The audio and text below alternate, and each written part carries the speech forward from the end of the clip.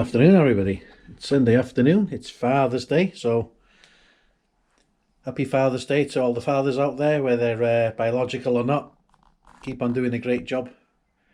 And here's to you guys. Nice ice cold cider on a Sunday afternoon. Can't beat it. Shame I'm off to work tomorrow, but there we go. You can't have everything, can you? But as well, it's been a while. No updates for ages. Got a couple of updates really. The first one is from speaking to Baz recently. They've still got a hefty backlog of engine work to finish there, and obviously the engine at the minute is the bottom end is pretty much fully built. It just needs the cylinder head footing on and all the timing gear refitted to get it over the line effectively.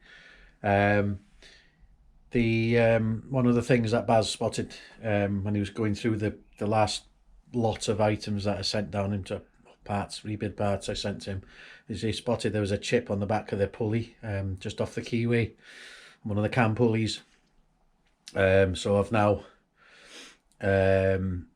bought a replacement one, second-hand replacement one, because I didn't have the adjustable verniers or anything on that. I'm not interested in that. Oh, excuse me. So I bought one of those. That should be making its way down to Baz, or probably already got there, I'm hoping, to aid the rebuild. And the fuel injector thing, obviously one of the ones I've had tested here locally is knackered. So I reached out to the guys on the forum or the Facebook page nowadays, and as per usual, I wasn't disappointed.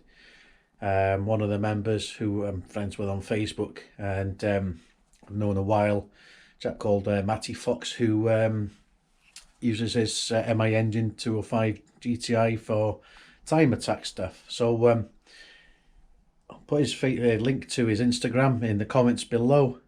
So if you could give him a follow and a like, then that'd be good. But yeah, thanks Matty. He sorted me out a set of fuel injectors. Got a good deal on those, so I've got these now. So I'll get some seals for them, and I'll get them tested and see what the score is with these. Hopefully they'll be good. At least one of them will be good, so I can get the engine put back in the car, running the engine, and then I will have the car remapped. I've decided to remap it at some point. It'll be next year now, with a new set of injectors. I haven't purchased them yet, but I will do, just to basically, get everything reset again, clean slate. That'll be the last thing really, and then hopefully at the end of next year I can get around to removing the rear axle and get that sent to a guy that lives, well, about an hour-ish or so down the road, and get that rebuilt and put back on the car, which was the plan for last year. And of course it all went Pete-tong, didn't it, with the valve burning. But not much of an update, I'm afraid. There's not much happening. Life is really busy at the minute, so but yeah, the plan is at some point, next couple of weeks are busy. But I'm just going to give the gearbox a quick click of paint, just get everything checked out. It's all good. I didn't have any issues with it that's the last time it was in the car. So so that's pretty much it. As per usual, thanks to all the new subscribers for joining in. Huge thanks to those of you sticking by me and the channel recently. I know it's not been brilliant. It's been literally nothing or not much going on, so it is appreciated.